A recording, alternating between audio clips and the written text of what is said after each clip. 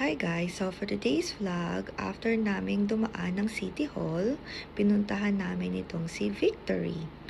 And then, dumaan kami dito sa Opus para mag-breakfast sa Antonio's.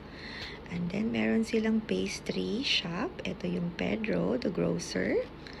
And then, ito yung iced cafe, latte. And then, mango juice. Ayan. At ito naman yung in-order ni G-Style na food niya. Ayan, may longganisa, may egg. And then, ito naman yung kay Kuya Jiro. Ayan. At merong salad, syempre. And, ayan si Kuya Jiro. Ayan, nag-start na silang kumain ni G-Style. Ayan, habang inaantay ko yung food ko. Ayan, ito na yung sa akin. Thank you guys for watching. Bye-bye!